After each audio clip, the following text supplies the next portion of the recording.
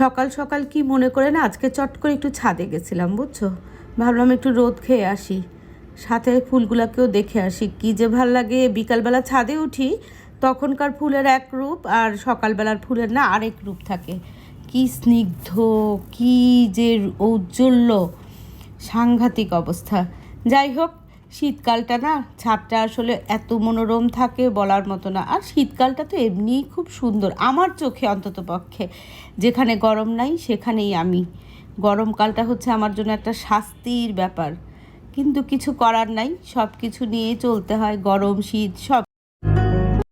আসসালামু আলাইকুম, দক্ষিণে বারান্দায় আমি মিতু তোমাদের সবাইকে জানাই অনেক অনেক অনেক স্বাগত। সবাই কেমন আছে? আলহামদুলিল্লাহ আমরা একদম ঠিকঠাক। এই যে দেখো, দ্বিতীয় কাপ চায়ে না সকালের, এখন বিভিন্ন রকমের চা খাই। রোজেলা টি খাই, গ্রিন টি খাই, তারপরে হচ্ছে সাজনা টি খাই, টারমারিক টি খাই, এরকম আর কি।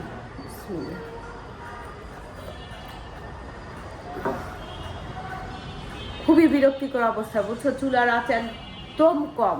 কি রান্না বান্না করবো তাই নিয়ে না বিরক্ত হয়ে যায় একেবারে। কোনো রকমে ব্রেকফাস্টটা খাওয়া হয়, তাও রুটিটা আগে থেকে হাফ ডান করা থাকে, সবজিটাও রাতে করে রাখি, সেই কারণে অনেক। আর না হলে না খুবই সমস্যা হতো।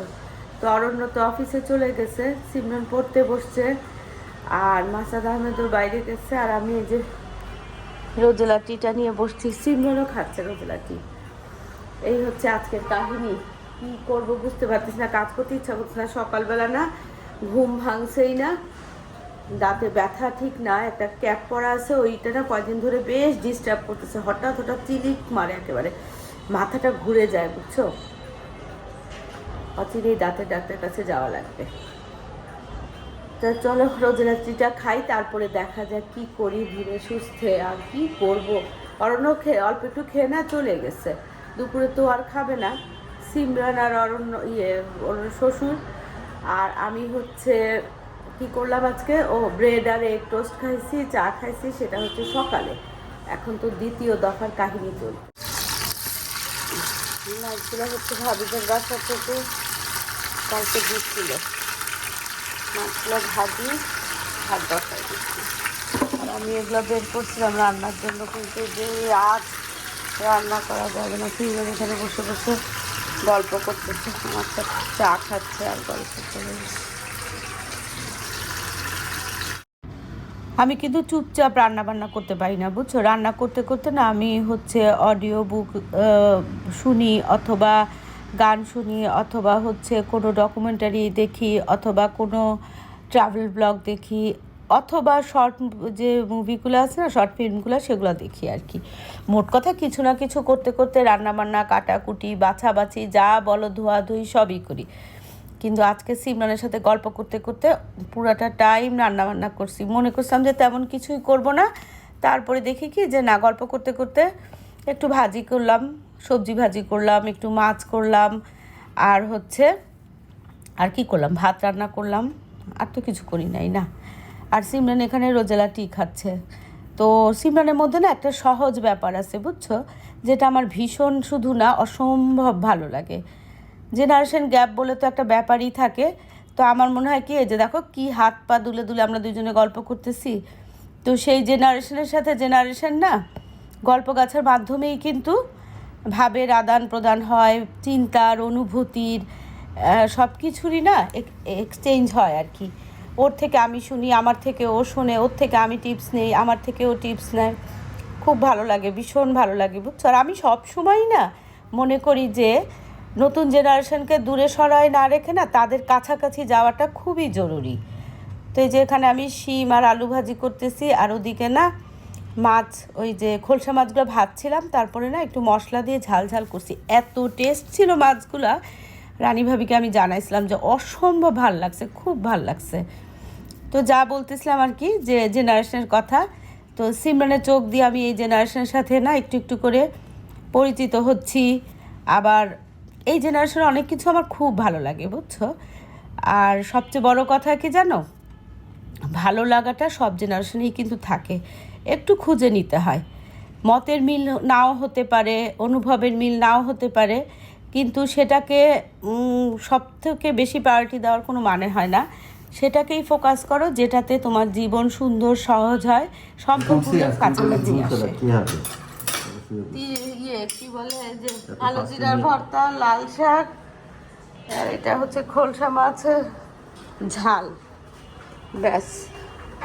আর আমি এখানে ওই যে ভাজি করছি আর ডাল,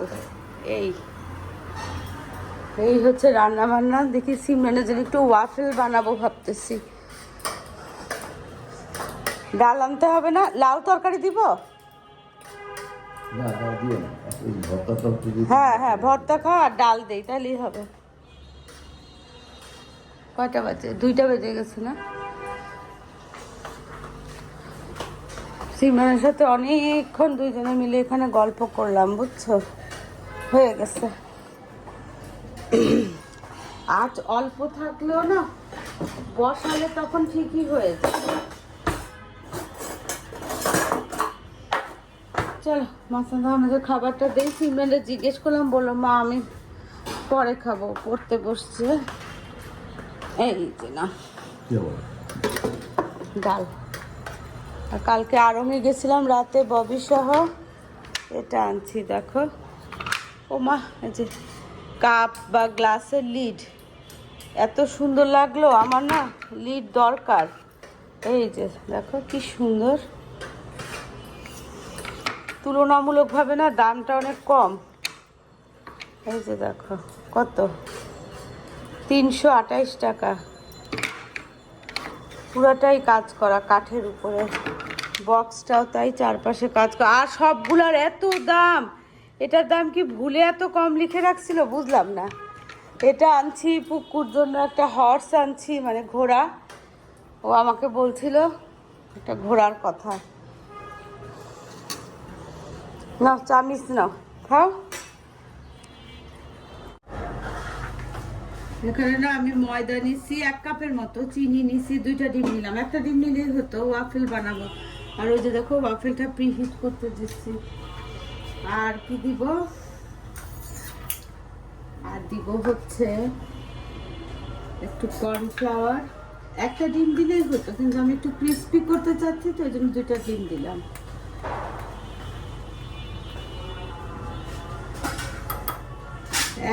ছোট 1 চামচের, মানে 4 চামচের কম দিলাম বেকিং পাউডার। আর দিব হচ্ছে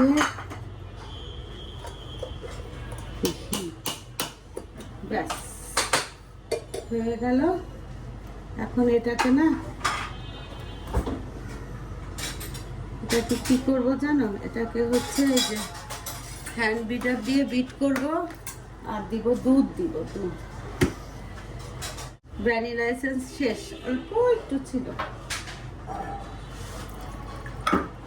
দেখি কতটুকু লাগে।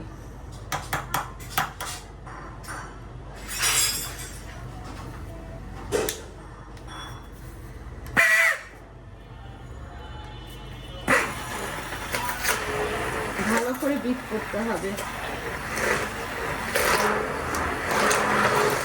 সামান্য একটু লবণও দিচ্ছি, বুঝছো?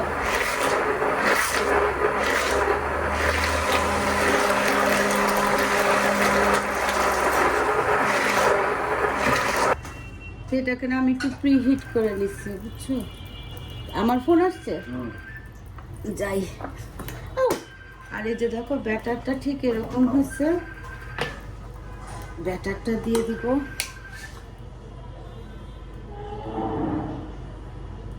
একটু বেশি করে দিব, তাহলে না সুন্দর। এই বেশি হয়ে গেছে।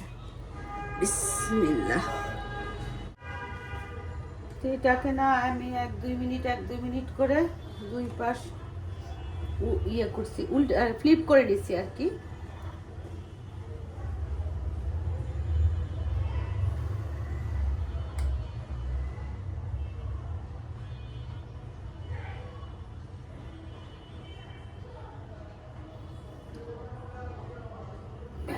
বেশি দেওয়া যাবে না। এখন এটার মধ্যে একটু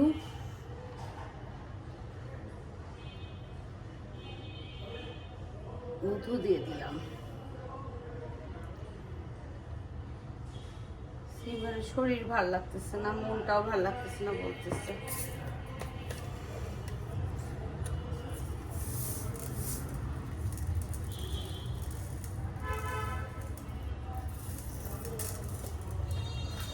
চলো, এই যে ভ্যানিলা ওয়াফেল তৈরি। দেখি সিমরান কি করে, শুয়ে আছে দেখলাম। সিমরান, ঠান্ডা হলে না মুচমুচা হবে, বুঝছো? আর একটু মিষ্টি হবে, ঠিক আছে?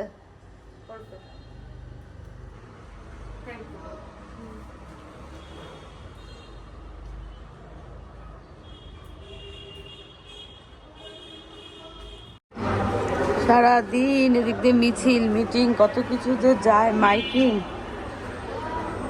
আর এটা দেখো ফুল ফুটছে, দেখছো? এই যে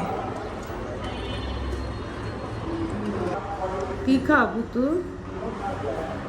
চলো, ছাদে যাওয়ার টাইম হয়ে গেছে, বেলাও হয়ে গেছে। ইদানিং না মনে হয় ইয়ে বড় হয়ে গেছে, দিনটা কিছুটা বড় হয়েছে। এই আমি ছাদে গেলাম, তুমি আসো। চলো বুতু, তুমি ছাদে যাবা? হ্যাঁ, ছাদে যাওয়া, ছাদে যাওয়া, ছাদে যাওয়া। সিমরান ঘুমাচ্ছে, ওর শরীরটা ভালো না, বললাম না? সকাল থেকেই বলতেছিল শরীর ভালো লাগতেছে না মাম্মি, ঘুমাচ্ছে। কি সুন্দর ফুলগুলা। চলো, আজকে অনেক গল্প জমছে, আমি দেরি করে আসছি, বকা খাইছি। চলো,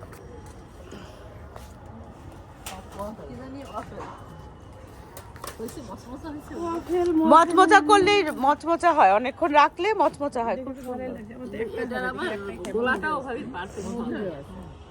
হ্যাঁ, কিভাবে? আমিষ খাওয়া ছেড়ে দিচ্ছি। ডিম খায়, ডিম ডাল আর ভাবি চা খায় শুরু। ভাবি ওটা দেন, আমি উঠাই দিই। খালি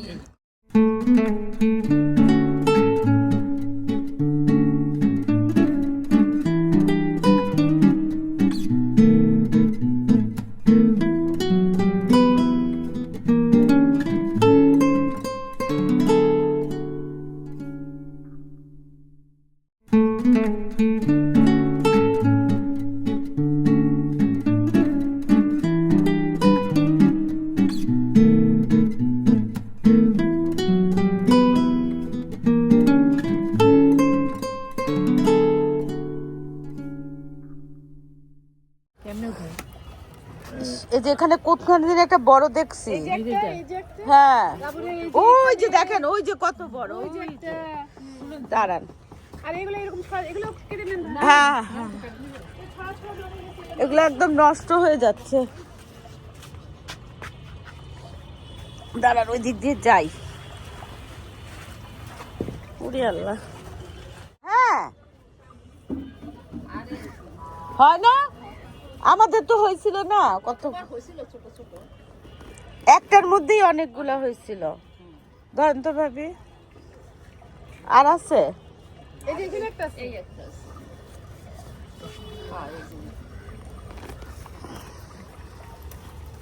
ইস, এগুলা না বুঝছেন, যে ছাদে আমরা একসাথে খাবো খাবো করে আর উঠানো হইলো না। এগুলা ছোট ছোট।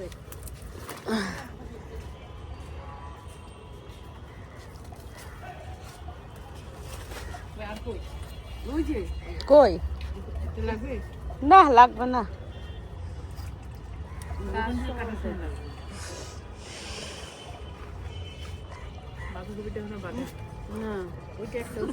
হ্যাঁ, বাঁধাকপি গুলা এখনো বাঁধে নাই। এই গোড়াগুলো কেটে দিই,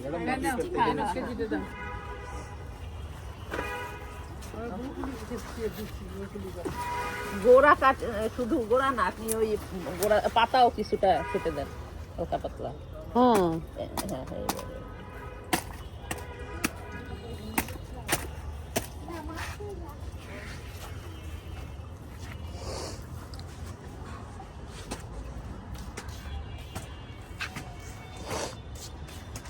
এই ভাবি, শাহানা ভাবি, বালি কোথায় আছে জানেন?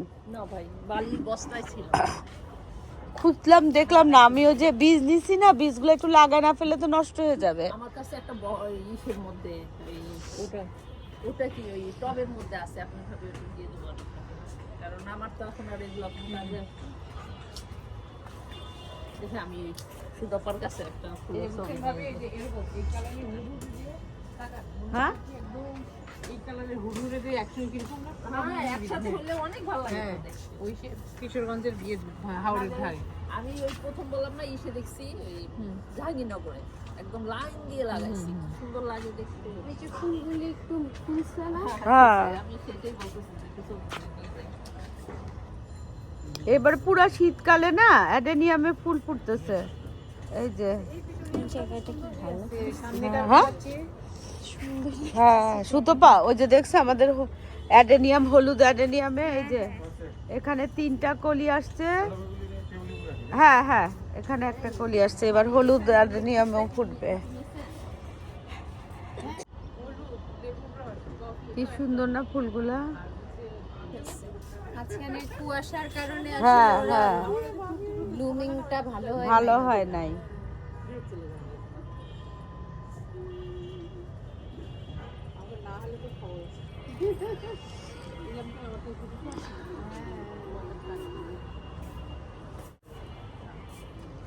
দিন ওই যে ইলেকশনের দেখছো, প্যান প্যান প্যান প্যান ইলেকশনে। ও তুমি তো থাকো না, অফিসে থাকো সারা দিন। এটাতে ভোট দেন, ওটাতে ভোট দেন, সেটাতে ভোট দেন। আরে বাবা, এখানে কি হাসে।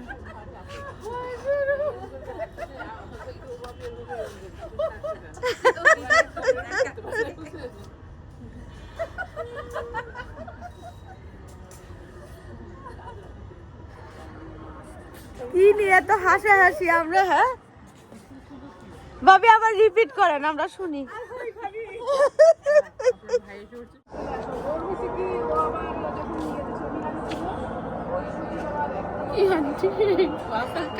সেটা ভিডিও করেন।